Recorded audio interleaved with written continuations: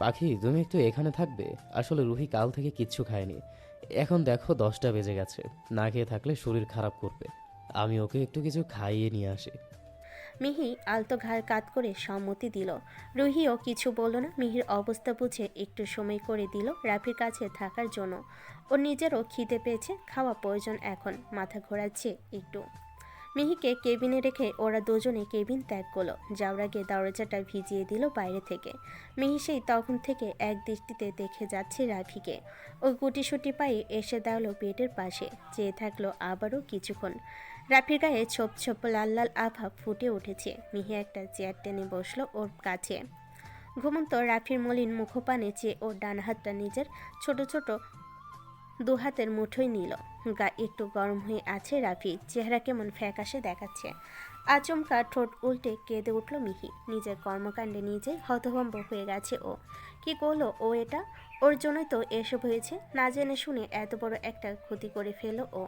মিহি ফুপিয়ে উঠে রাফির হাতটা শক্ত করে চেপে ধরল। বেডে রাখা ওর হাতের মুঠোয় মাথা নামিয়ে কপাল ঠেকালো।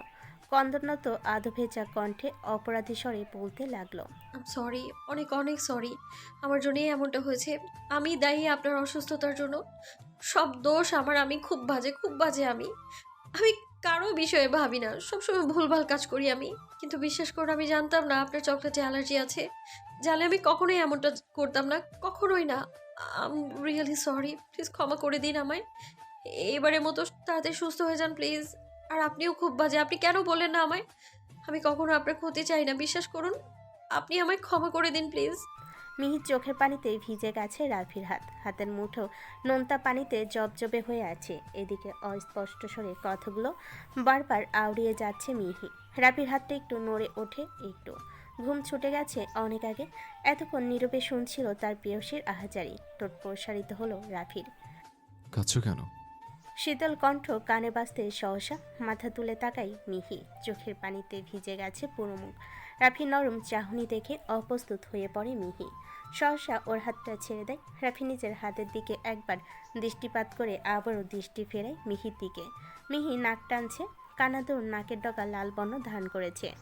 দুহাতে চোখ মুছে নিল মিহি। ভেজা দৃষ্টি স্থির করলো রাফির দিকে। রাফি এখনো আধো চোখে তাকিয়ে আছে। ঘুম ভেঙেছে কেবল। ঘুমের রেশ কাটেনি পুরোপুরি। চোখে মুখে অ্যালার্জির কারণে ফুলে গেছে। রাফির এরূপ অবস্থা দেখে বুক ভার হয়ে আসছে মিহির। গলায় কান্না আটকে রেখেছে কোনো রকমে। রাফি শোয়া থেকে উঠে বসার চেষ্টা করলো। রক্তচাপ নিয়ন্ত্রণে ছিল না, দুর্বল হয়ে আছে শরীর। মিহি তড়িঘড়ি করে রাফির কাজ জড়িয়ে ওকে সাহায্য করলো উঠে বসতে। পিঠের কাছে বালিশ রেখে আদর শোয়া হয়ে বসলো রাফি। মাথা পিছনের দিকে একটু এলিয়ে চোখ ফেরালো মিহির দিকে। মৃদু হেসে শান্ত গলায় প্রশ্ন করলো। কখন এসছো? মিহির ভেজা চোখ মুছে নিল আবারও। ফুপিয়ে ওঠে কণ্ঠ খাদে নামিয়ে পাল্টা প্রশ্ন ছুড়ল। আপনি আমায় বললেন না কেন যে আপনার চকলেটে অ্যালার্জি আছে? এমনি বলিনি। এমনি এমনি কেন বলবেন না আপনি? দেখেছেন কি অবস্থা হয়েছে আপনার? যদি কিছু হয়ে যেত আপনার? খানিক উত্তেজিত কণ্ঠে কথাগুলো বলল মিহি। রাফি মুচকি হেসে শীতল কণ্ঠে বলল। কি হতো আমার কিছু হলে? অনেক কিছুই হতো। আপনার কিছু হলে আমি আমি নিজেকে ক্ষমা করতে পারতাম না কখনো। আর আর কি হতো?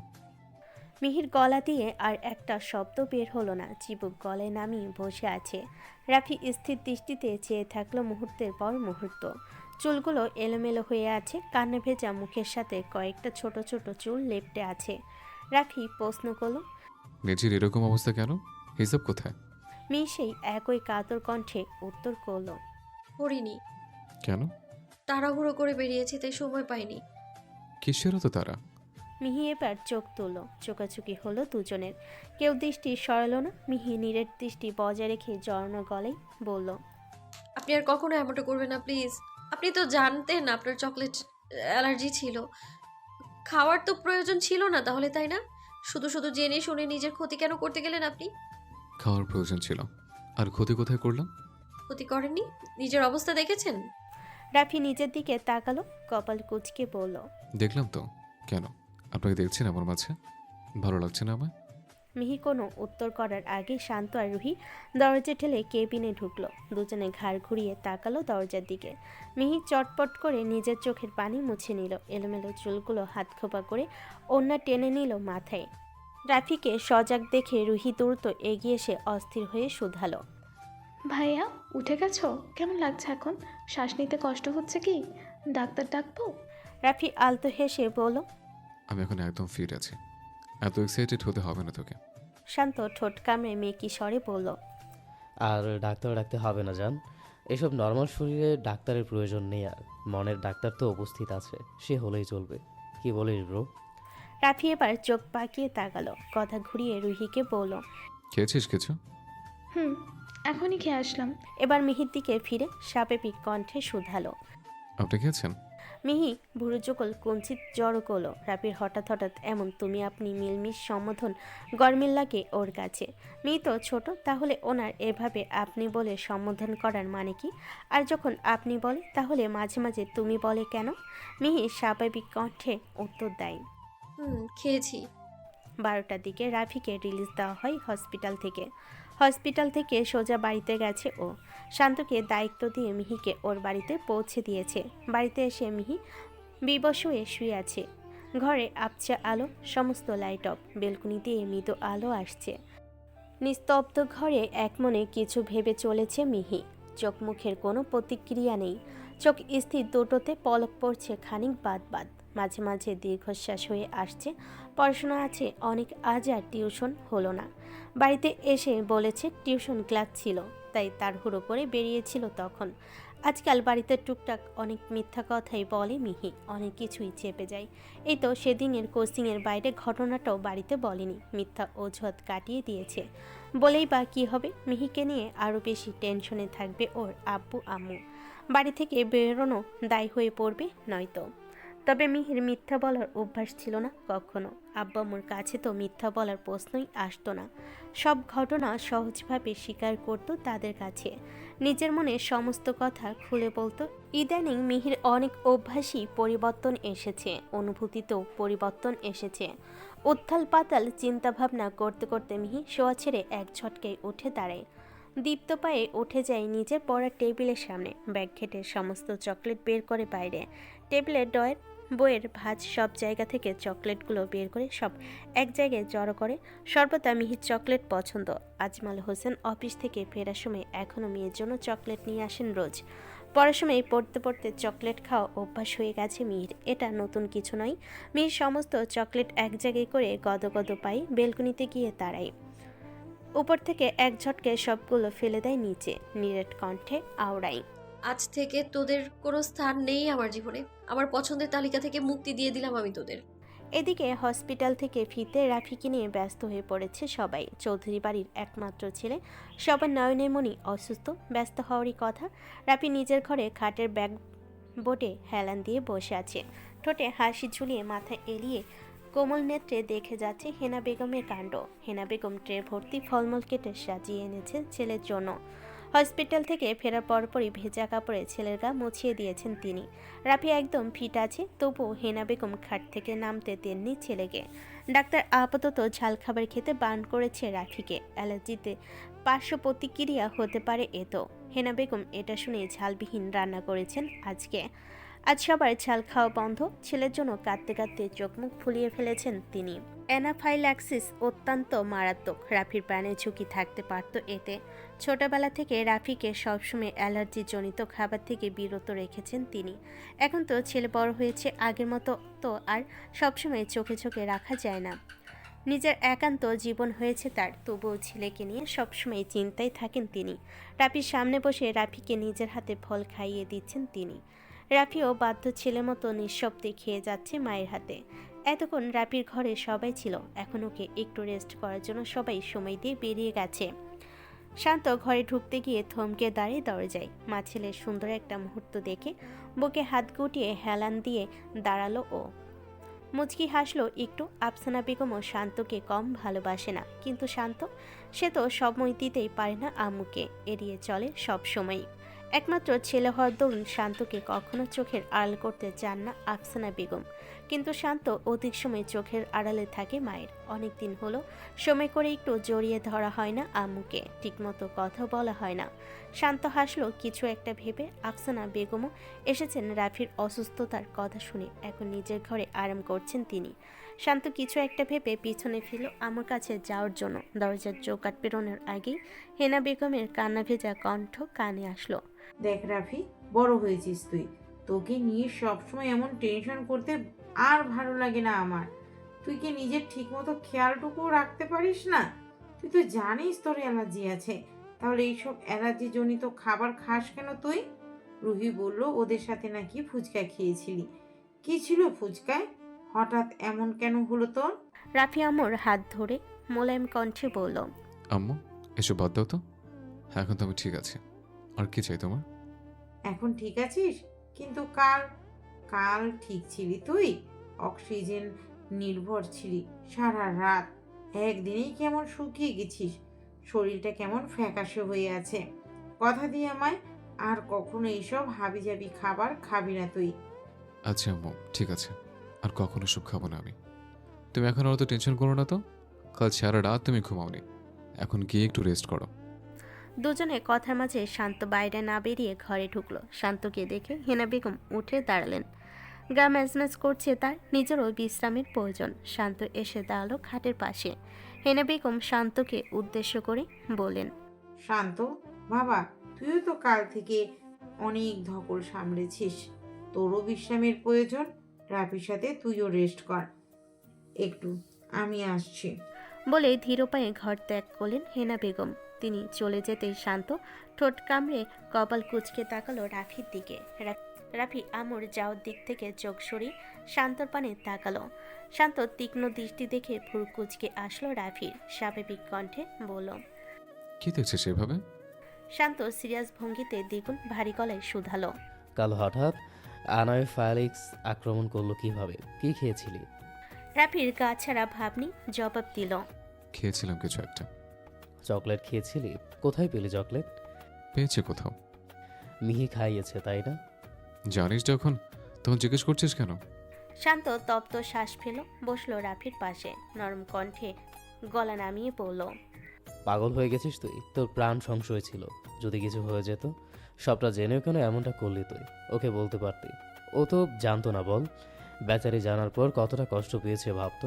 রুহির সাথে কথা হওয়ার 15 মিনিটের মাথায় ছুটে এসেছে ও। তাহলে ভাব ওর কি অবস্থা হয়েছিল। রাফি আলতো হাসলো, বুকের বাম পাশে হাত রেখে চোখ বন্ধ করে মাথা এলিয়ে দিল ব্যাকবোর্ডে। লম্বা শ্বাস টেনে হাসকি স্বরে বলল, সত্যি পাগল হয়ে গেছি রে আমি। বিশেষ কর, আর পারছি না আমি। ও পাগল করে দিচ্ছে আমায়। আমি তো এমনটা ছিলাম না, কবে এমন হলাম? ওর চোখের স্বাভাবিক চাহনি পড়ে ফেলে আমাকে, ছিন্ন ভিন্ন করে দেয় আমার হৃৎপিণ্ডকে। ওর হাসির সবসময় ঝঙ্কার তোলে আমার গালে। আমি হারিয়ে যাচ্ছি, দিক দিশা হারিয়ে যে আমার ওর সামনে গেলে। কিচ্ছু ভাবতে পারে না আমি। নিজের কথা ভাববো কি করে জানিস? আমি যেমন এক দেখে ওর মায়া জড়িয়ে গেছি, ও নিজেও একটু একটু করে জড়িয়ে যাচ্ছে আমাদের। শত চেষ্টা করলেও নিজেকে ছাড়াতে পারবে না আমার কাছ থেকে। শান্ত ঠোঁট কামড়ে হাসলো রাফির কথায়। রাফির অনুভূতিগুলো বুঝতে পারছে ও। ও নিজেও তো একসময় এই পর্যায়ে ছিল, না বোঝার কথা নয়। শান্ত এবার ঠোঁট চেপে রসিকতা সুরে টিটকারি মেরে বলল, তোকে দেখে একটা গান মনে পড়ে গেল, বলি তাহলে। জানি তোর মতো গলায় সুর নেই আমার, গলাটা ফাটা বাঁশের মতো হতে পারে, কিন্তু তবুও তোর অবস্থা দেখে আটকাতে পারছি না নিজেকে। বলেই শোন, ও ডার্লিং তু পেহলে সে কিতনা বদল গয়া, স্ট্রংলি এ জাদু তেরা মিহি পাখি পে চল গয়া। শান্ত হাত নেড়ে নেড়ে গাইল দু লাইন। শান্তর বেসুরে গান আর তার অর্থ বুঝে হেসে উঠল রাফি। শান্ত নিজেও তাল মিলিয়ে হাসলো। রাফিকে হাসতে দেখে ভীষণ ভালো লাগে ওর। রাফি হাসতে হাসতে থেমে জোরে শ্বাস টানলো, নিগুড় চোখে চাইলো সিলিংয়ের দিকে। শান্ত বলল, তাহলে অপেক্ষার প্রহর কবে শেষ হচ্ছে? মিহি পাখি অনুভূতি থেকে বেরিয়ে বাস্তবে ধরা দিচ্ছে কবে? রাফি একই আবেশিত কণ্ঠে উত্তর করল, খুব তাড়াতাড়ি ইনশাল্লাহ। আমার প্রতি ওর অনুভূতিগুলো আরও একটু গাঢ় হতে দেয়। ও চা অনুযায়ী আমিও চাই ও আমার চোখে ওর প্রতি আমার অনুভূতি, আকাঙ্ক্ষা, ভালোবাসার সবটা বুঝুক। সবটা বোঝার পরও যতদিন না আমার কাছে নিজে থেকেই ধরা দেবে, ততদিন অপেক্ষায় থাকবো আমি। ওফ, যা করবি তাড়াতাড়ি কর ভাই। আমারও তো বিয়ে করতে ইচ্ছে করে নাকি। তোর পর তো বোন, আর তোর বোনের মানেই আমার বিয়ে। আমার বোনের সাথে যদি কেউ তোর বিয়ে না দেয় তাহলে? কে দেবে না শুনি? তোর বাপ। শোন, তোর বাপ যদি বেশি তেরামো করে না, তাহলে সাফ সাফ বলে দেবো শুনুন চৌধুরী সাহেব, হয় আপনার মেয়েকে আমার হাতে তুলে দিন, আর নয়তো আমি নিজেই তুলে নিয়ে আসবো ওকে। কেউ আটকাতে পারবে না আমায়। হ্যাঁ। রাফি আবারও হেসে ফেলল। শান্ততপ্ত শ্বাস ফেলে শুয়ে পড়ল, একটু অসার কণ্ঠে বলল, শোন ভাই, তোর বোন শুধুই আমার। ও যতদিন এই বাড়িতে আছে ততদিন ওকে শুধু আমার জন্য সেভ করে রাখিস প্লিজ। তারপর ওর দায়িত্ব আমার। ওকে নিয়ে তোদের আর কখনো কোনো দিন ভাবতে হবে না। শুধু ওকে আমার জন্য লিখে দে একবার। ভেবে দেখ তুই এই একটা বছরেই মিহি পাখিকে ঠিক কতটা ভালোবেসেছিস। তাহলে আমি আমি গত 18 বছর ধরে তোর বোনকে চেয়ে এসেছি। রাগের মাথায় ওকে জেদ হিসেবে চেয়েছিলাম আমার জীবনে, কিন্তু এই জেদ যে কবে ভালো লাগা থেকে ভালোবাসাই পরিণত হয়েছে বুঝতেই পারিনি। তোর বোন রক্তের সাথে মিশে গেছে আমার।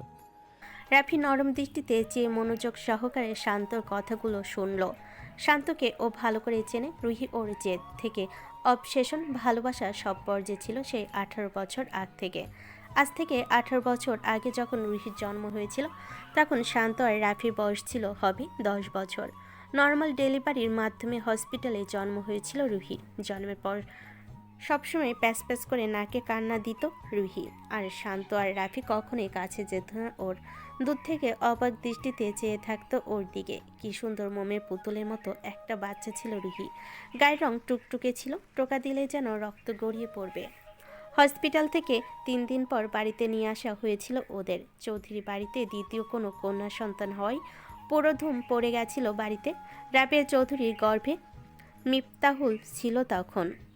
শারীরিক অসুস্থতায় তিনি অতটা ঘর থেকে বের হতে পারতেন না, কোলেও নিতে পারতেন না রুহিকে। জুবের চৌধুরীরও বিয়ে হয়নি তখন। রুহি দেখাশোনার জন্য অনেকেই রাখা হয়েছিল সে সময়, কিন্তু রুহি কারোর কোলে থাকতো না, সবসময় প্যাচ প্যাচ করেই কাঁদতো।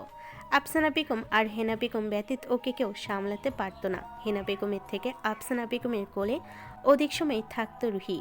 শান্তর এতে বেশ হিংসে হতো। ওর আম্মু কিনা ওকে ছেড়ে এই সিসকাদুনে মেয়েটাকে কোলে নিয়ে থাকে সব সময়, আদর করে অনেক। শান্ত কটমট করে জ্বলতো হিংসায়, রুহির কাছে আসতো না কখনো। রাফি ও বোনকে দূর থেকে দেখতো সবসময়, কাছে আসলেও ভয়ে ছুঁয়ে দেখতো না। যদি ব্যথা পায় বা কেঁদে দেয় এই ভয়ে কাছেও আসতো না রাফি। রাফির সাথে সবসময় যুক্ত থাকতো শান্ত, চোখ পাকিয়ে কটমট করে তাকাতো রুহির দিকে। রুহির ওপর ভীষণ রাগ হতো ওর। রুহির জন্মের 1 সপ্তাহ পর ওকে ঘরে ঘুম পাড়িয়ে বাইরে এসেছিলেন হেনা বেগম, আফসানা বেগম এবং বা অন্য কেউ আশেপাশে ছিল না। রাফি আর শান্ত খেলছিল ঘরের মেঝেতে। দোলনায় শোয়ানো ছিল রুহি। হঠাৎ ঘুম ভেঙে ভ্যা ভ্যা করে কেঁদে ওঠে ও। রাফি আর শান্ত একসাথে ভড়কে যায়। দুজনে কিছু না কিছু ভেবে প্রথমবারের মতো ছুটে যায় ওর কাছে। হাত পা নাচিয়ে নাচিয়ে কাঁদছে রুহি।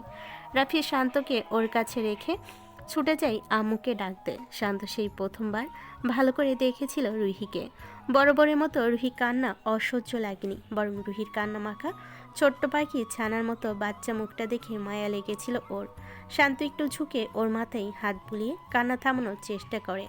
আচমকা ছোট ছোট নখের কবলে পড়ে শান্ত চুল। রুহি কাঁদতে কাঁদতে ঠিকরে ওঠে, খামচে ধরে শান্তর চুল। কোনো রকমে চুল ছাড়ালো, আবার শান্ত ছোট হাতে আঁকড়ে পড়ে রুহির নখের। শান্ত নরম হাতে বেশ শক্ত করে খামচে ধরেছিল রুহি। পর মুহূর্তে হেনা বেগম এসে সামলেছেন ওকে। হাতে খামচে দেওয়ায় শান্ত আরও বেশি রেগে যায় রুহির ওপর। রাগে ফোঁস করতে করতে রাফির কাছে এসে নালিশ করে, দেখ তোর ছিটকাদুনে বোন কি করেছে আমার হাতে। কত শক্তি দেখেছিস ওর। দাগ বসিয়ে ফেলেছে পুরো আমার হাতে। বেবি বলে কিছু বললাম না, কিন্তু ও শুধু একবার বড় হোক, আমি কিন্তু এর রিভেন্স নিয়েই ছাড়বো, বলে দিলাম। রাফি তখন তীক্ষ্ণ স্বরে জবাব দিয়েছিল, খবরদার, আমার বোনকে কিচ্ছু করতে পারবি না। ও আমার বোন, ওকে কিছু করলে তোকে আমি ছাড়বো না। শান্ত বাচ্চা সুলভ হৃদয় একটু রেগে জেদ খাটিয়ে বলেছিল, ও তোর বোন, কিন্তু দেখিস ওকে আমি বড় হয়ে বিয়ে করব। তখন আমি আমার ওই প্রতিশোধ নিয়েই নেব। তখন কিচ্ছু করতে পারবি না তুই। ওকে বিয়ের পর আমিও চিমটি কাটবো। পুরনো স্মৃতিচারণ করে রাফি আর শান্ত দুজনেই মৃদু হেসে ওঠে। সে একটা চিমটির প্রতিশোধ নেওয়ার জন্য রুহির পিছনে পড়েছিল শান্ত। সবসময় খোঁচাতো রুহিকে, কিন্তু গায়ে হাত দিত না কখনো। ধীরে ধীরে বড় হওয়ার সাথে সাথে অনুভূতিরা পরিবর্তন হয়, একটা জেদ পরিণত হয় ভালো লাগায়, আর সেটা একসময় ভালোবাসে। শান্ত জিভ দিয়ে ঠোঁট ভিজে কোমল স্বরে বলে, তোর বোনের ওপর সেই চিমটির প্রতিশোধ নেওয়া এখনও বাকি। আমি কিন্তু কিচ্ছু বলিনি। একবার খালি বিয়েটা হতে দে। সত্যি বলছি, আমি কিন্তু প্রতিশোধ নিয়েই ছাড়বো। ছাড় পাবে না তোর বোন। 1000 গুণ বাড়িয়ে প্রতিশোধ নেব আমি। রাফি এবার গলা খাকারি দিয়ে শুকনো কেশ ওঠে, গলা পরিষ্কার করে বলে, হয়েছে, আমার সামনে এসে বলতে হবে না। ভাইয়া হই আমি তোর। আগেও ছিলাম আর এখন আছে। এখন যা দেখি আমার টায়ার্ড লাগছে ভীষণ। শান্ত উঠতে উঠতে বলল, তুই রেস্ট কর, আমি একটু আম্মুর কাছ থেকে আসছি। বলে ঘর থেকে বেরিয়ে আসে শান্ত। আফসানা বেগম ঘরে আদর্শ হয়ে শুয়ে আছেন, রুহিও আছে তার সাথে, জেনিও ঘুমিয়েছে। তাই কারো সঙ্গ না পেয়ে রুহি এখন এসেছে আফসানা বেগমের কাছে। টুকটাক গল্প হচ্ছে দুজনের মাঝে। শান্ত বাইরে থেকে কড়া নাড়ে দরজায়। আফসানা বেগম মাথা তুলে তাকান। শান্ত ঘরে ঢুকতে রুহি জড়সড় হয়ে বসে, মুচকি হাসে একটু। শান্ত রুহির চোখে চোখ রেখে রুহির হাসিতে নিজেও হেসে ওঠে নীরবে। অসমীয় ছেলেকে দেখে অবাক হন আফসানা বেগম। তিনি প্রশ্নসূচক নয়নে তাকিয়ে জিজ্ঞেস করেন, কি হয়েছে বাবা? রাফি ঠিক আছে? শান্ত এগোতে এগোতে জবাব দেয়, আম্মু। তাহলে তুই এখানে ক্লান্ত দেখাচ্ছে তোকে। খেয়েছিস কিছু? একটু বিশ্রামের প্রয়োজন তোর। শান্ত কিছু না বলে খাটে শুয়ে আচমকা আমুর কোলে মাথা রাখে। চোখ বন্ধ করে শ্বাস টেনে আবদারে সুরে বলে, মাথাটা ভীষণ যন্ত্রণা করছে আম্মু। ভালো লাগছে না কিছু। মাথা একটু আগের মতো হাত বুলিয়ে দেবে? কতদিন এভাবে হাত বুলিয়ে দাওনি বলো তো? আফসানা বেগম হা বনে যান ছেলের কথায়। ঠিক কতদিন পর শান্ত এভাবে কোলে মাথা রাখলো তার। বাচ্চা সুলভ ঠিক আগের মতো আবদার করলো। এখন তো বড় হয়েছে ছেলে, এসবের জন্য আলাদা করে সময় পায় না আর, ব্যস্ততায় থাকে সব সময়। ছেলের ক্লান্ত মুখ পানে তাকিয়ে চোখ ভরে ওঠে আফসানা বেগমের। তিনি তড়িতে স্নেহমাখা হাত বুলিয়ে দিতে থাকেন ছেলের মাথায়। রুহিও অবাক হয়ে খানিক মা ছেলেকে আলাদা সময় করে দিয়ে খাট থেকে নেমে আসতে চায়। বেরিয়ে আসার জন্য রুহি খাট থেকে নামার আগে শান্ত মোলায়েম কণ্ঠে ডাকে, রোহিত, তুমি কোথায় যাচ্ছ? তুমিও এখানেই থাকো প্লিজ, ভালো লাগছে। রুহি ঘাড় বাঁকিয়ে তাকালো শান্তর দিকে। শান্ত আদো চোখ খুলে মুচকি হেসে চোখের ইশারায় থাকতে বলল ওকে। রাত 10টা পেরিয়েছে। রাতে ডিনার শেষে ঘরে এসেছে মিহি। মনটা কেমন ছটফট করছে, স্থির থাকতে পারছে না ও। একটু আগে রুহির সাথে কথা হলো, কাল টিউশন আসবে। অনেক সময় ঘোর পেয়েছে কথা বলার পরও রাফির বিষয়ে একটা কথা বলেনি মিহি। গলায় এসে দ্বিধায় আটকে যাচ্ছিল কথাগুলো, অস্বস্তি হচ্ছিল ভীষণ। রুহিও আগ বাড়িয়ে কিছু বলেনি। ও চাইছিল মিহি আগে থেকে জিজ্ঞেস করুক, কিন্তু না, মিহি তো তা করলো না। কথা শেষে ফোন কাটলো দুজনে। মিহির খারাপ লাগছে ভীষণ, ওর জন্যই তো হয়েছে এত কিছু। হসপিটাল থেকে এসেছে, একটা বারও খোঁজ নিল না রাফির। এটা বেমানান, খোঁজ নেওয়াটা দরকার। মিহি ঘরের মধ্যে অস্থিরভাবে পায়চারি করলো কিছুক্ষণ। রাফির নাম্বার আছে ওর কাছে। অনেক ভেবে শ্বাস টেনে সাহস জোগালো নিজেকে। কোনটা ঠেলে প্রথমবারের মতো ডিরেক্ট ফোন লাগালো রাফির নাম্বারে। কাপা হাতে ফোন তুলল কানে, গলা অবধি কাঁপছে। এদিকে রাফির ফোন শব্দ করে বেজে উঠতে কপাল কুঁচকায় রাফি। অনেকদিন পর পরিবারের সাথে গল্প গুজবে বসেছে সে। ড্রয়িং রুমে উপস্থিত আছে সবাই। আফসানা বেগম আর শান্তও আছে এখানে। সন্ধ্যার দিকে জাকির হোসেনও এসেছেন। পুরো পরিবার মিলে আড্ডা বসিয়েছেন রাতের খাবার শেষে। রাফি শান্ত হয়ে বসেছিল এতক্ষণ। ফোনের শব্দে কপাল কুঁচকে পকেট থেকে ফোন বের করে। অমনি ফোনের স্ক্রিনে ভেসে ওঠে বুলসুম নামে সেভ করা নাম্বারটা দেখে গোটানো কপাল শিথিল হয় আপনা আপনি। অবাকের সাথে সাথে ঠোঁটের কোণে মৃদু হাসি ফুটে ওঠে। পাশ থেকে রাশেদ রাহান চৌধুরী রাফিকে উদ্দেশ্য করে বলেন, কে ফোন করেছে বাবা? রাফি ফোনটা হাতের মুঠো নিয়ে ঘন পলক ফেলে উঠে দাঁড়াই সোফা ছেড়ে। শান্ত ঠোঁট কামড়ে উকি দিয়ে দেখার চেষ্টা করে। রাফি স্বাভাবিক কণ্ঠে বলে, তেমন কেউ না আব্বু, আমি একটু কথা বলে আসছি। বলে বড় বড় পা ফেলে উঠতে থাকে সিঁড়ি বেয়ে। উঠতে উঠতে ফোন কেটে গেছে। রাফি প্রথমবার ফোন রিসিভ না করায় মিহি আবারও ডায়াল করে। এবার ঘরে গিয়ে সোফায় গা এলিয়ে দিয়ে ফোনের দিকে তাকিয়ে মুচকি হেসে ফোন রিসিভ করে রাফি। ফোন রিসিভ করে কেউ কোনো কথা বলে না। দুজনেই একে অপরের কথা বলার অপেক্ষায় থাকে। কয়েক সেকেন্ড পর মিহি নরম কণ্ঠে সালাম দেয়। আসসালামু আলাইকুম। রাফি মুচকি হাসে, গলা ভারী করে উত্তর দেয়, ওয়ালাইকুম আসসালাম। কেমন আছেন এখন? রাফি আবারও ভারী গলায় উত্তর করল, জি আলহামদুলিল্লাহ ভালো আছে। কিন্তু আপনি কে? আপনাকে তো চিনলাম না। থতমত খেলো মিহি অপ্রত্যাশিত কণ্ঠে, কিঞ্চিত অবাক হলো। ভুরুচকল কুচকে এলো আপনা আপনি। রাফি ওকে চিনতে পারলো না। নাম্বারটা না চিনুক, ওর গলার স্বরও চিনল না, কিন্তু নাম্বার তো চেনার কথা। রুহি তো অনেক সময় রাফির ফোন দিয়ে কল করে মিহিকে, তবুও রাফি চিনল না। মিহির গলার স্বর অবধিও চিনল না। এতে খারাপ লাগার সৃষ্টি হলো মিহির মনে। চোখ মুখ ভাঁজ পড়ল। মিহি সময় নিয়ে গলা স্বাভাবিক করে পড়ল। আমি চিনতে পারিনি। রাফি আবারও অচেনা ভান করে ঠোঁট চেপে বলল, না তো, কে আপনি? আপনি আমার চেনেন? আর আমার নাম্বার কোথায় পেলেন? দেখুন, আমি কিন্তু অচেনা অচেনা মেয়েদের সাথে কথা বলি না।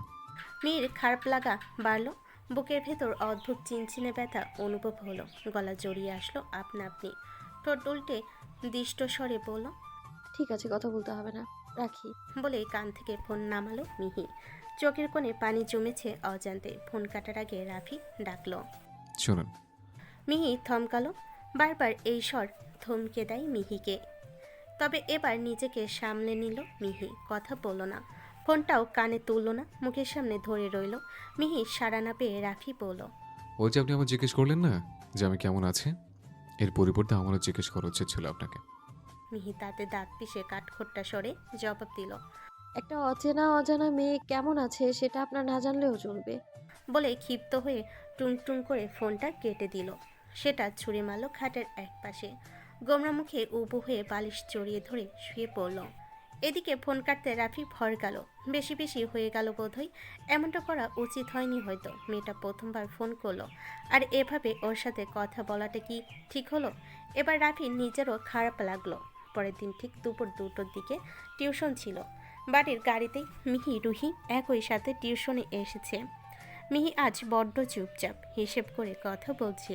হিসেবের বাইরে একটা কথাও বলছে না, কেমন গম্ভীর হয়ে আছে। রুহি লক্ষ্য করেছে সেটা, তবে এই বিষয়ে কিছু জিজ্ঞেস করেনি। ভেবে রেখেছে একেবারে টিউশনের পর জিজ্ঞেস করবে।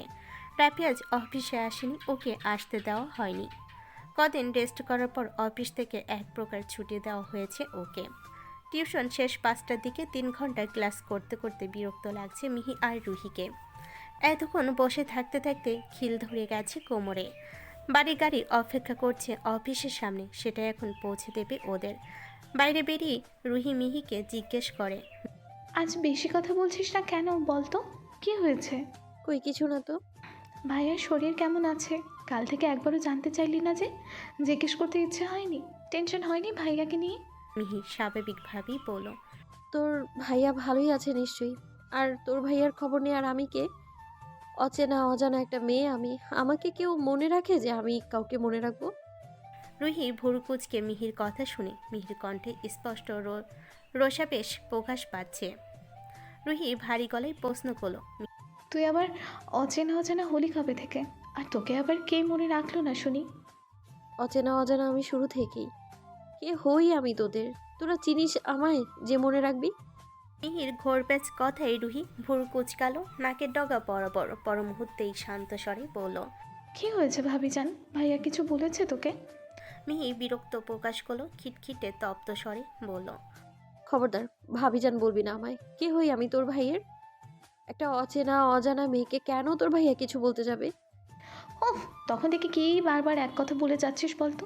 তুই অচেনা অজানা হতে যাবে কেন? তুই তো আমার ভাবিজান, আমার ভাইয়ার জান। কে কার জান শুনি?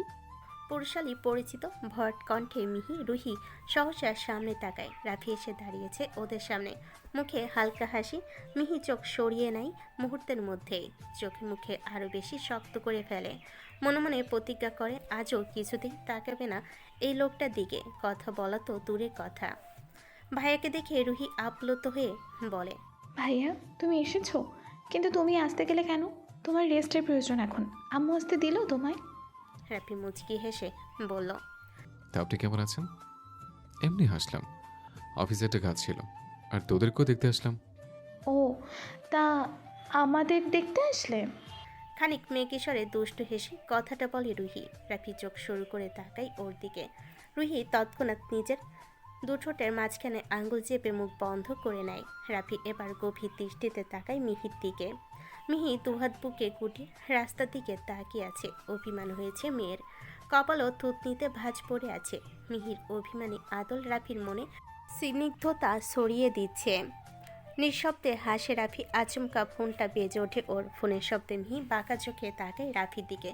চোখ মুখে কোনো পরিবর্তন আনলো না তবু। রাফি ফোন রিসিভ করে। ওপাশ থেকে কিছু একটা বলতেই রাফি গম্ভীর স্বরে বলে, সরি, রং নাম্বার। আমি চিনি না আপনাকে। আর বারবার এভাবে ফোন করে ডিস্টার্ব করবেন না তো আমায়। আমি অজানা কোনো মেয়ে বা কারোর সাথে কথা বলি না। বলে ফোন কাটে আবারও। পকেটে রাখে ফোন। রাফির কথাগুলো কানে পৌঁছাতে মিহি ঠোঁটের কোণা কামড়ে সোজাসুজি তাকাই ওর দিকে। রাফি মিহির দিকে চোখ ফিরাই। একই সময় চোখাচোখি হয় দুজনে। রুহি ঠোঁট থেকে হাত সরিয়ে লম্বা লম্বা শ্বাস ছেড়ে বলে, বাবা, কি হয়েছে আজ তোমাদের বলো তো? একজন নাকি অচেনা অচেনা মেয়ে, আর একজনকে নাকি অচেনা অজানা মেয়ে ডিস্টার্ব করছে। তোমাদের ব্যাপার স্যাপার কিন্তু ডাউট লাগছে আমার কাছে। রাফি খানিক বিরক্তি সূচক কণ্ঠে বলল, এই অচেনা মেয়েটা আবার কে? কে আবার? আমার এই না মানে পাখি। সে বলছে তাকে নাকি কেউ চেনেই না, মনেই রাখে না ওকে কেউ। মিহি শক্ত কণ্ঠে বলল, চুপ করবি? ভালো লাগছে না আমার, আমি গেলাম কোথায় যাবি? বাড়িতে। একা? না, তোর দুলাভাই প্রাইভেট প্লেন বুক করেছে আমার জন্য, সেটা আসছে ব্যান্ড পার্টি নিয়ে, সেটাতেই যাব। একটু মেয়েকে রাগান্বিত সরে কথাটা বলে মিহি। রুহি অবাক হওয়ার ভান করে রাফির দিকে তাকায়। কপাল কুঁচকে জিজ্ঞেস করলো, ভাইয়া, প্লেন বুক করছো তুমি? কই, আমায় বললে না তো। মিহি এবার দাঁত চেপে চিমটি কাটলো রুহিকে। সহজা আউজি বলে মৃদু চেঁচিয়ে উঠল রুহি। মিহি রাগান্বিত দৃষ্টি নিক্ষেপ করলো রুহির দিকে। তা দেখে ফ্যাল করে বোকার মতো হাসলো রুহি। রাফি দুজনে কাণ্ড দেখে হাসি আটকে বলল, প্রাইভেট প্লেন না, তবে প্রাইভেট কার আছে। চলুন পৌঁছে দিই আপনাদের। মিহি মুখ ফিরিয়ে শান্ত স্বরে বলল, কোনো প্রয়োজন নেই, একটা রিক্সা ডেকে দিন, আমি যেতে পারবো। তা কি করে হয়? আপনাকে একা ছাড়তে পারি কি করে? আফটার অল আপনি আমার বোনের বেস্ট ফ্রেন্ড বলে কথা। অজানা কোনো মেয়ে হলে সেটা আলাদা ব্যাপার হতো। মিহি এবার রাফির দিকে তাকিয়ে দ্বিধাহীনভাবে আঙ্গুল তুলে বলল, বারবার এক কথা বলবেন না তো, বলে দিলাম আমি। কাল থেকে আমার মাথায় চড়ে আছে একদম এই কথাটা। রুহি সুযোগ বুঝে ওদের পাশ কাটিয়ে পা টিপে টিপে গাড়িতে এসে বসে। রাফি শান্ত নরম চোখে যে মৃদু হাসে। একই দৃষ্টিতে যে মোলায়েম স্বরে বলে, সরি, আর বলবো না, চলুন। মিহিও কথা বাড়ালো না আর। বড় বড় পা ফেলে উঠে পড়ল গাড়িতে। মিহিতের বাড়ির সামনে এসে ওকে নামিয়ে দেওয়া হয়। এতক্ষণে একটু হাসি ফুটল মিহির ঠোঁটে। গাড়ি থেকে নেমে এক চিলতে হেসে রুহির উদ্দেশ্যে বলল, আসি পাখি, সাবধানে যাস, আর বাড়িতে পৌঁছে আমায় ফোন করবি কিন্তু, হ্যাঁ? রুহি নাকশিটকে মুখ বাঁকিয়ে বলল, আমাকে বলছিস কেন? ভাইয়ার মাথা থেকে বের হয়ে ভাইয়াকে বল। ভাইয়া যদি সাবধানে চালায় তবেই সাবধানে যেতে পারবো আমরা। মিহি এক পলক তাকালো রাফির দিকে। চোখ ফিরিয়ে বিদ্রুপ করে বলল, তোর ভাইয়া অজানা মেয়েদের সাথে কথা বলে না। বলে এক সেকেন্ড দ্রুত ঢুকে পড়ল বাড়ির ভিতরে। রুহি লম্বা দীর্ঘশ্বাস ফেল। একটা হয়েছে এদের মাঝে। এদিকে রাফির হাসি পাচ্ছে ভীষণ, হাসতেও পারছে না, আটকে রেখেছে হাসি। ওদিকে মনের ডানা ঝাপটে পাখি উঠছে ওর। মিহি ওপেছে আর তার অভিমান করে, তাকে সে ভালোবাসে। ভালোবাসার মানুষ ব্যতীত অন্য কারোর উপর অভিমান ব্যাপারটা আসে না। আসলেও সেটাকে ঠিক অভিমান বলে না। অভিমানের তকমাতা আলাদা, যেটা সবার উপর আসে না। সময় গড়াচ্ছে আপন গতিতে। কেটে গেছে আরও কয়েকটা দিন। রাফি বসে থাকেনি। পরের দিন থেকেই অফিস শুরু হয়েছে আবার। রাশেদ রায়হান চৌধুরীও বাধা দেয়নি ছেলেকে। রাফি যে বসে থাকার মতো ছেলে নয়, তিনি সেটা খুব ভালো করেই জানেন। সঙ্গীত ক্যারিয়ারে গুরুত্ব দেয় না রাফি। যদি গুরুত্ব দিত তাহলে আজ হয়তো বাবার বিজনেসে আসা হতো না ওর। সঙ্গীত জগতে অত বেশি গুরুত্ব না দিলেও একেবারে সঙ্গীত থেকে বিচ্ছিন্ন হতে পারেনি সে। ভক্তদের ডাকে সাড়া দিয়ে মাঝে মাঝে ফিরে আসে তার সেই চিরচেনা রোজান রাফি রূপে। তবুও এক প্রকার বাধ্য হয়ে গানের জগৎ থেকে পুরোপুরি বিচ্ছিন্ন হতে চেয়েছিল সে, কিন্তু পারেনি। অতীতের কোনো ঘটনা জড়িয়ে আছে এর সাথে, যার জন্য রাফি নিজেকে দূরে সরিয়েছে গানের জগৎ থেকে। আজ সকাল থেকে আবহাওয়াটা বেশ স্নিগ্ধ। গুড়ি গুড়ি বৃষ্টি হচ্ছে সকাল থেকে। মেঘের কালো চাদরে ঢেকে আছে চারপাশ। দুপুরের দিকে একটু কমেছিল বৃষ্টি। বিকেল হতেই আবারও ভারী বর্ষণ শুরু হয়েছে। টিউশন শেষে ইমরান স্যার ও সহ মিহি রুহি দুজনে আটকে পড়েছে বাইরে। ভারী বর্ষণ, এক সেকেন্ডেই গা ভিজে যাবে, তাই আর ক্লাস থেকে বের হয়নি কেউ। সময় শেষ হওয়ার পরই অনেকটা সময় পড়াশোনা নিয়ে আলোচনা করেছে ইমরান। শেষমেশ বই খাতা প্যাক করে গালে হাত দিয়ে বসে আছে তিনজনে। বৃষ্টি থামার কোনো লক্ষ্য নেই, তিনজনে গল্প করছে টুকটাক। এই কদিনে ইমরানের সাথে বেশ ভালোই মিশে গেছে মিহি রুহি। ইমরান স্বভাবে বড্ড প্রাণচঞ্চল আর মিশুক, সবসময় হাসি লেগেই থাকে ওর মুখে। ওর ফ্যামিলি নিয়ে টুকটাক গল্প শোনাচ্ছে মিহি রুহিকে। মিহি আর রুহি মিটিমিটি হাসছে ওর কথায়, মাঝে মাঝে শব্দ করে হাসছে। এদিকে অফিসের ভিতর নিজের রুমে বসে ল্যাপটপের স্ক্রিনে একদৃষ্টিতে চেয়ে আছে রাফি। ঠোঁট কামড়ে দু আঙ্গুল দিয়ে কপাল চুলকাচ্ছে অনবরত। ল্যাপটপের স্ক্রিনে সিসি ক্যামেরায় বন্দি তার পিয়সীর হাস্যোজ্জ্বল লাইভ ফুটেজ দেখে ঠোঁটের কোণে এক চিলতে হাসি ফুটল আপনা আপনি।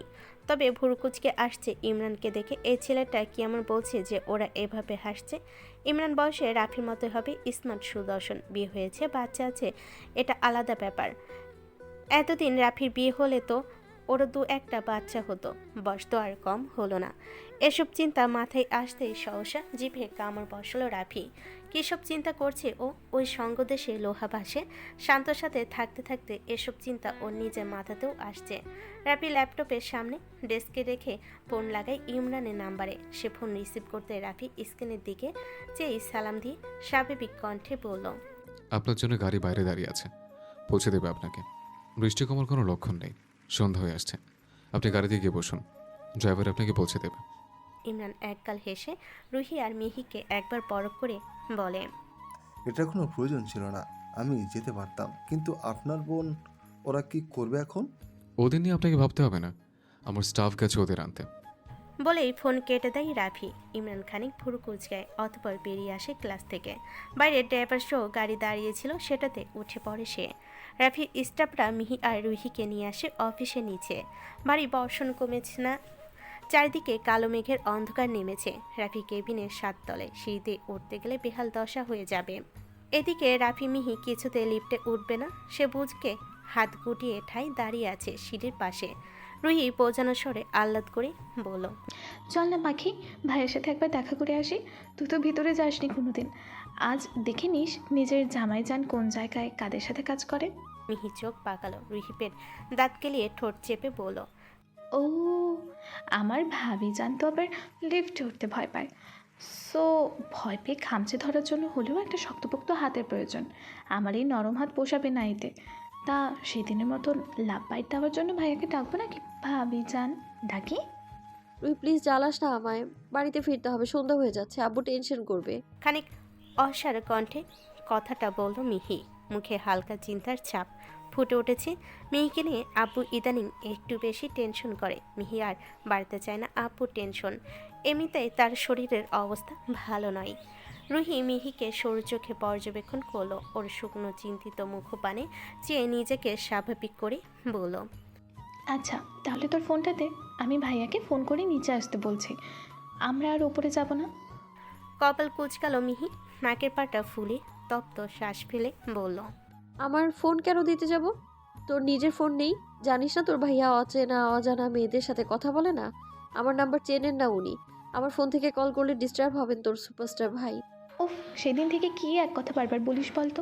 আমি তো কিছুই বুঝছি না। ভাইয়া তোর নাম্বার চিনবে না কেন? আর এমনিতেও আমার ফোনে ব্যালেন্স নেই, তাই তোর ফোন চাইছি। মিহি চোখ উল্টে ভেঙচি কাটলো, মনে মনে আওড়ালো, চিনবে? তাহলে সেই দিন চিনল না কেন? অযথা নাটক করলেন কেন উনি? গায়ক না হয়ে নায়ক হতে পারতো তাহলে। বলতে বলতে ব্যাগ থেকে ফোন বের করে ধরিয়ে দিল রুহির হাতে। রুহি মুচকি হাসলো। কিপ্যাডে রাফির নাম্বার টাইপ করে দেখলো ওর নাম্বার সেভ করা নেই মিহির ফোনে। অমনি কপাল কুচকে শক্ত চোখে মিহির দিকে চাইলো রুহি। কণ্ঠে গাম্ভীর্য ভাব টানলো কিছু একটা বলার জন্য, পর মুহূর্তেই আর বলল না। দুষ্ট হাসি ফুটলো ঠোঁটের কোণে। প্রথমবার কল রিসিভ না হয়, দ্বিতীয়বার কল করলো রুহি। ফোন কানে তোলার আগে থেকে একটা মেয়েলি কণ্ঠ ভেসে আসলো, হাই, তুমি রুহি তাই না? অকমর সামনে তাকালো রুহি। সাথে সাথে মিহিও মুড়ু কুচকে আসলো দুজনে। সামনে একটা সুন্দর মতো মেয়ে দাঁড়িয়ে আছে, দেখতে ভারী কিউট, মুখে ঝলমলে উচ্ছ্বাসিত হাসি, পরনে বেশ রুচিশীল দামি পোশাক। রুহি মিহি মেয়েটার দিকে অবলোক চেয়ে থেকে একে অপরের দিকে তাকায়। মিহি ভুরু নাচাতেই রুহি ঠোঁট উল্টালো, অর্থাৎ মেয়েটাকে সে চেনে না।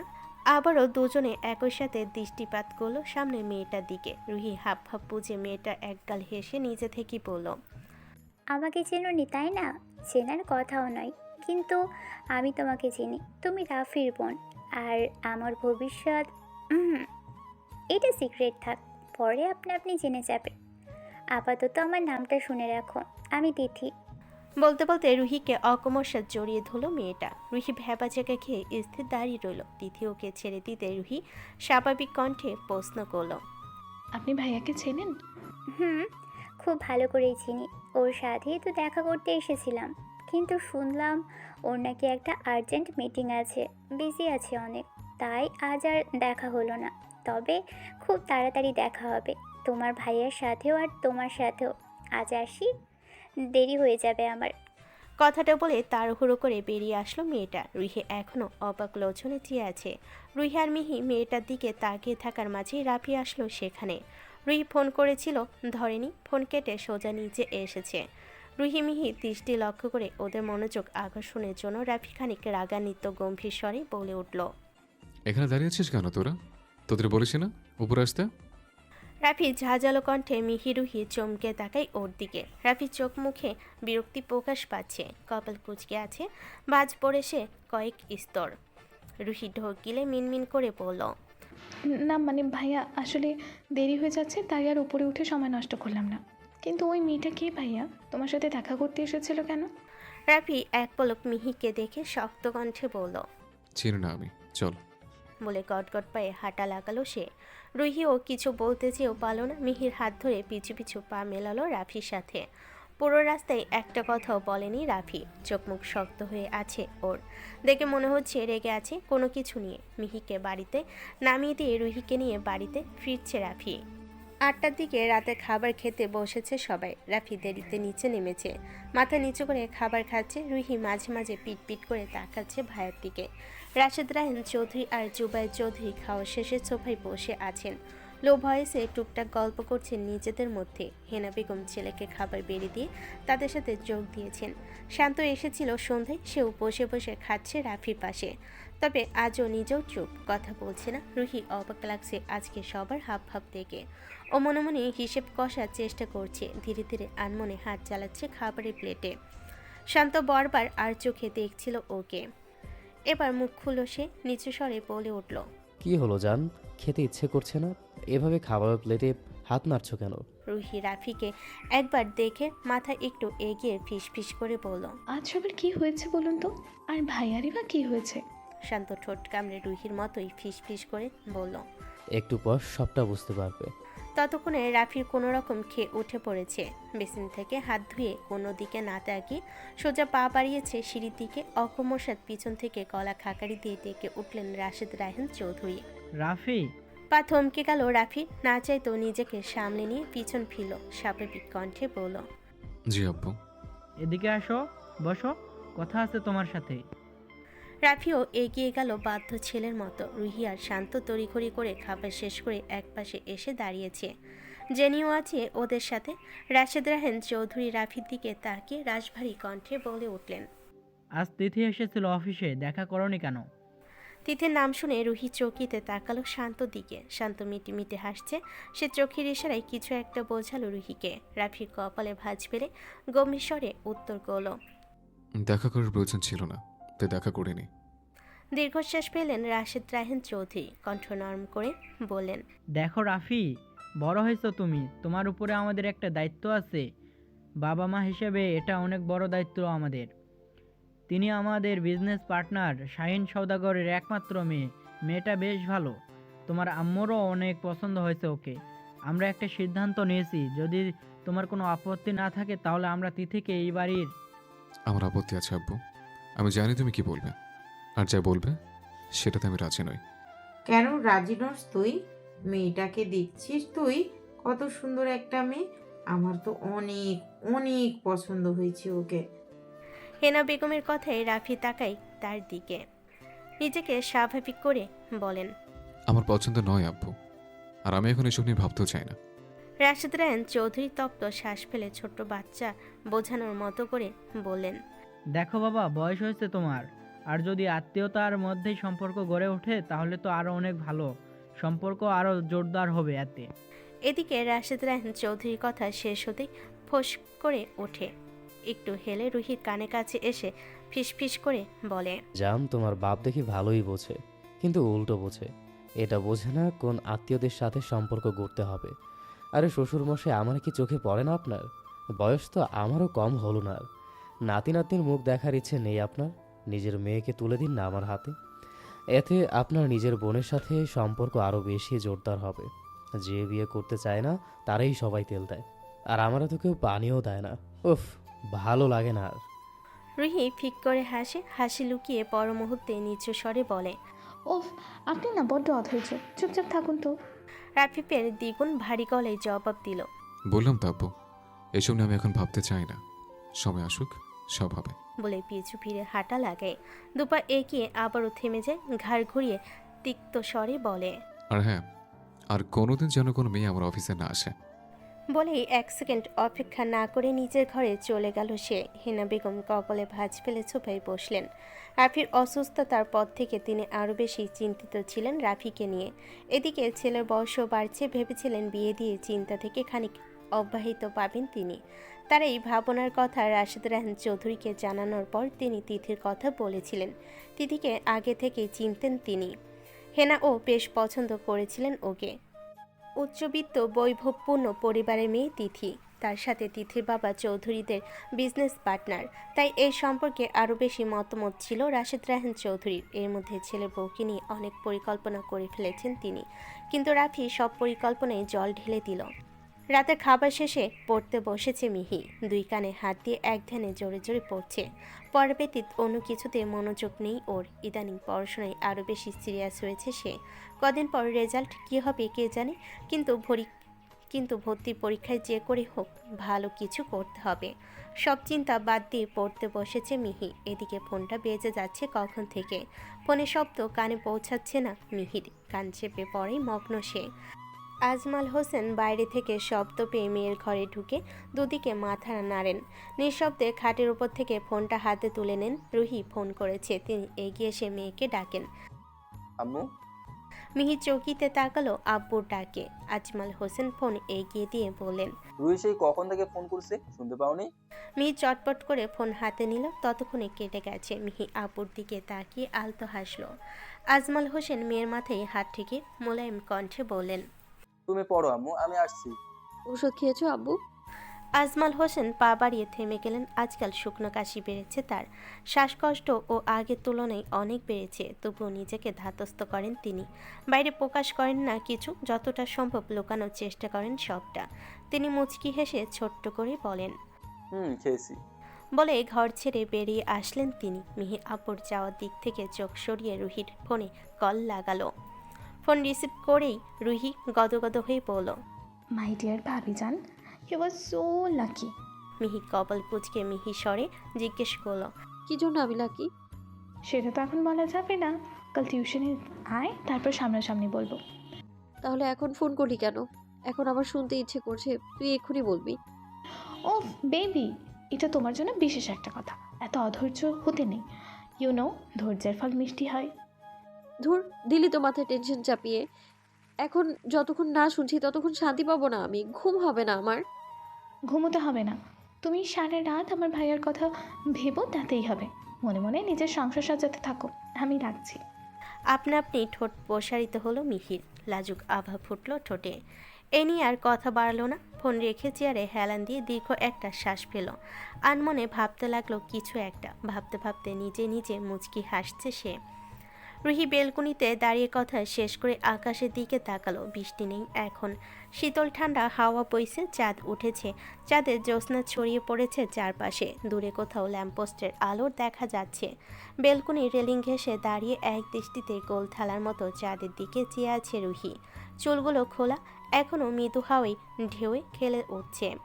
শান্ত রাফির ঘরের বেলকনি দরজায় হেলান দিয়ে বুকে হাত গুটিয়ে দাঁড়িয়ে পলকহীন সে ছিল ওর দিকে। যাদের ঝলমলে আলোয় চিকচিক করছে রুহির মুখশ্রী।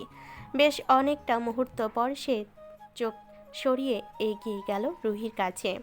আভাস পেতে ঘাড় ঘোরালো রুহি। শান্তকে দেখে মুচকি হাসলো। পরমুহূর্তে চোখ ফেরালো আকাশের পানে। শান্তর পাশাপাশি দাঁড়ালো। রুহির দৃষ্টি বরাবর চাঁদের দিকে। এক পলক চেয়ে আবারও রুহির দিকে তাকালো। ঘোর লাগা তীক্ষ্ণ ধারালো দৃষ্টিতে চেয়ে থাকলো আরও কয়েক মুহূর্ত। সময় যেন থমকে গেছে ওর কাছে। ওর দৃষ্টিতে রুহির অস্বস্তি হচ্ছে এবার।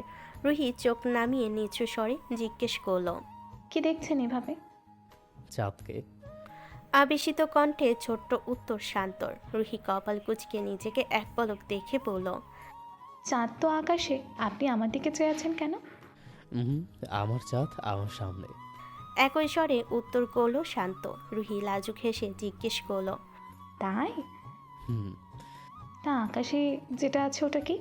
শান্ত এবার তাকালো আকাশের দিকে, অতঃপর রুহির দিকে। কপাল কুঁচকে বলল, আমার চাঁদ আমার সামনে, আর আকাশে যেটা আছে ওটা তো কুমড়ো। সকাল সকাল ফেসবুক নোটিফিকেশনে হতবাক হয় মিহি। আজ 22শে আগস্ট। ভোর ভোর ঘুম ছুটে গেছে মিহির।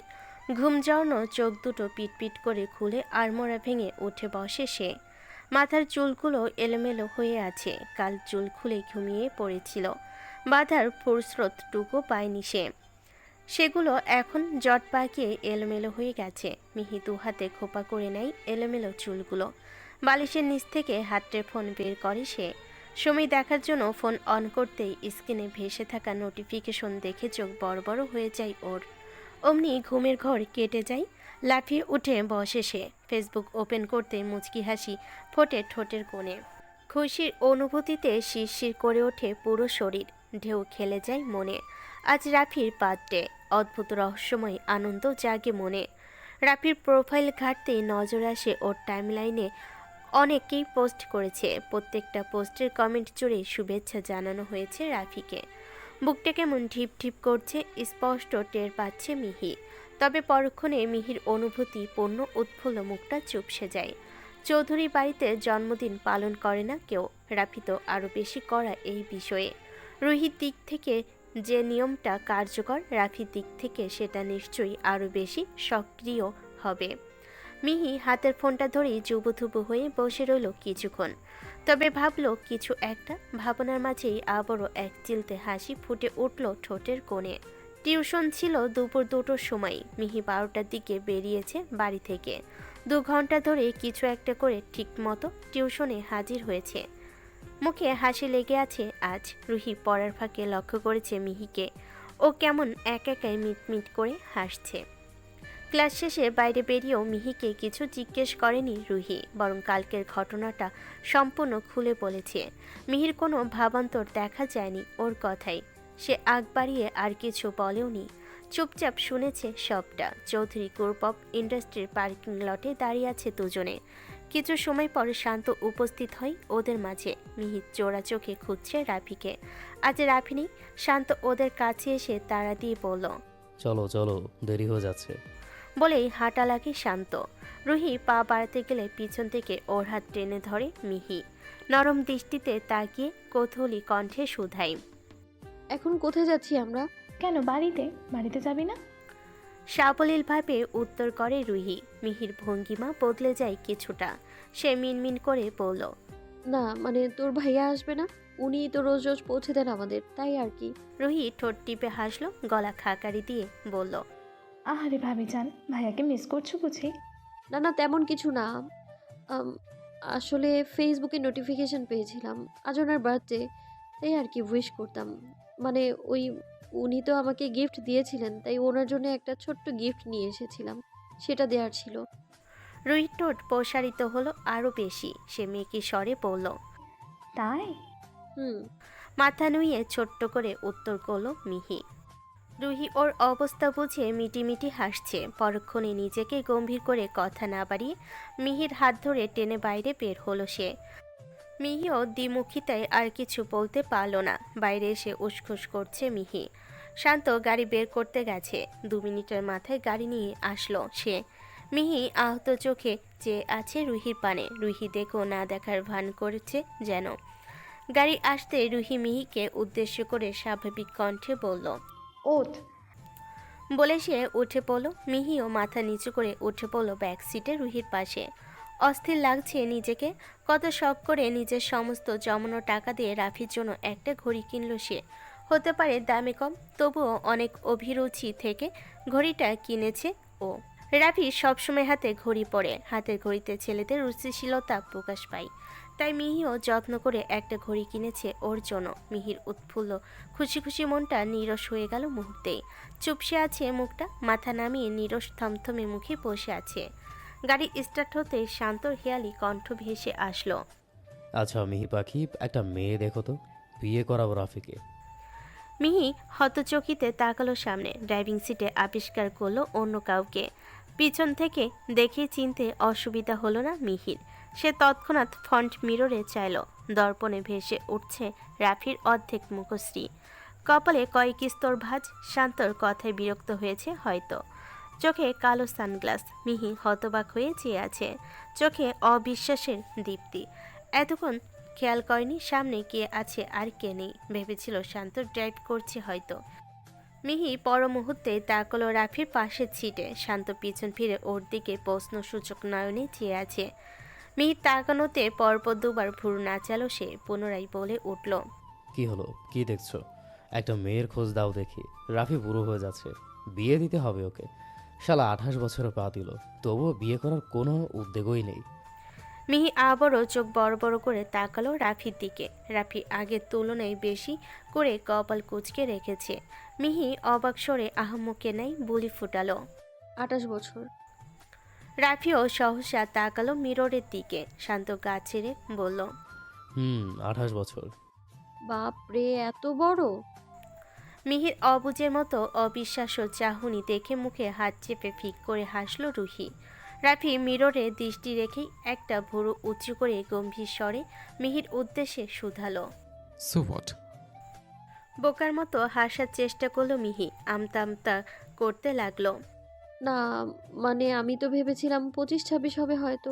আপনাকে দেখে মনে হয় না আপনি বুড়ো হয়ে গেছেন। অকমর্ষাৎ ব্রেক কষল রাফি। সহসা পিছন ফিরল মিহির পানে। উচ্চ শব্দ করে হেসে উঠল শান্ত। মিহি পিটপিট করে তাকিয়ে আছে রাফির তীক্ষ্ণ দৃষ্টির দিকে। রাফি দ্বিগুণ ভারী গলায় বলে উঠল, আমি বড় হয়ে গেছে? তবদা খেয়ে ভরকালো মিহি। শুকনো ঢোক গিলে রুহির হাত চেপে ধরল। মিনমিনে স্বরে বলল, না, বুড়ো কখন বললাম? ওই বয়স বেড়েছে এটাই তো বললাম শুধু। ভাবা যায় আমার থেকে 10 বছরে বড় আপনি। তাতে কি? কি কি আবার কিছুই না। Any problem? না, আমার প্রবলেম থাকতে যাবে কেন? প্রবলেম থাকলে সলিউশন নেই। বয়স কমাতে পারবো না আমি। মিহি ফ্যাল ফ্যাল করে চেয়ে আছে। রুহি ফিচেল হেসে মিহির বাহু জড়িয়ে বলল, আরে না মানে পাখি, কোথায় আমার ভাইয়ার বয়স বেড়েছে? আমার ভাইয়া কি হ্যান্ডসাম দেখেছিস? বয়স 28 হলেও দেখতে কিন্তু 25 বছরের হ্যান্ডসাম বয় লাগে। আপাতত মিহির কানের কাছে এসে ফিস ফিস করে বলল, এটাই কিন্তু বিয়ের উপযুক্ত সময় ভাবি জান।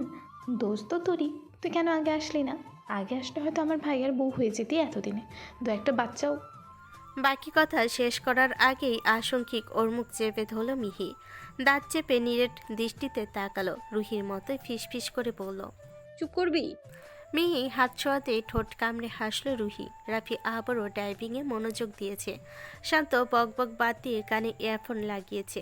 গানের তালে চোখ বন্ধ করে হাত আর মুখ নাড়াচ্ছে ও। মিহি ঢোক গিলছে বারবার। অভদ্র চোরা চোখ দুটো বারবার যাচ্ছে মিররের দিকে।